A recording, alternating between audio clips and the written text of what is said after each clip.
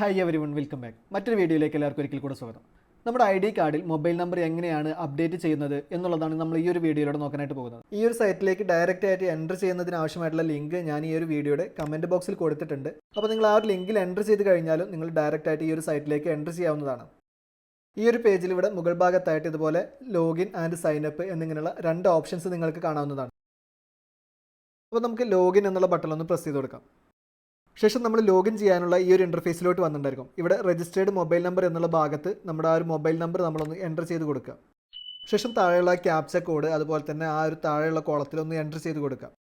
അതിനുശേഷം താഴെയുള്ള request OTP എന്നുള്ള ഈ ഒരു ബട്ടണിലൊന്ന് പ്രസ് ചെയ്ത് കൊടുക്കുക. ശേഷം ഈ ഒരു ഭാഗത്ത് നമ്മുടെ മൊബൈൽ നമ്പറിലേക്ക് വന്നിട്ടുണ്ടായിരുന്ന ആ ഒരു OTP കോഡ് നമ്മളൊന്ന് എൻ്റർ ചെയ്ത് കൊടുക്കുക.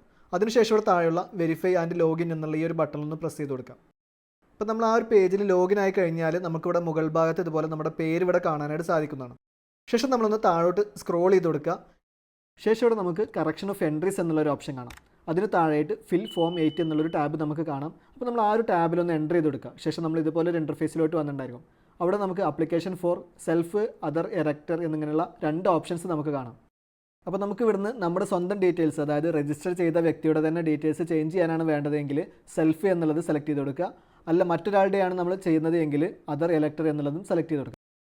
ഇപ്പം ഞാനിവിടെ എൻ്റെ സ്വന്തം തന്നെയാണ് ചെയ്യുന്നത്. അപ്പോൾ അതുകൊണ്ട് സെൽഫ് എന്നുള്ളത് സെലക്ട് ചെയ്ത് കൊടുത്തു. അതിനുശേഷം താഴെ എപ്പിക് നമ്പർ എന്നുള്ള ഈ ഒരു ഭാഗത്ത് നിങ്ങളുടെ വോട്ടർ ID കാർഡ് നമ്പർ നിങ്ങളൊന്ന് എൻ്റർ ചെയ്ത് കൊടുക്കുക. വോട്ടർ ID കാർഡ് നമ്പർ തന്നെയാണ് എപ്പിക് നമ്പർ എന്ന് പറയുന്നത്. അതിനുശേഷം ഇവിടെ താഴെയുള്ള സബ്മിറ്റ് എന്നുള്ള ഈ ഒരു ബട്ടണിലൊന്ന് പ്രസ് ചെയ്ത് കൊടുക്കുക.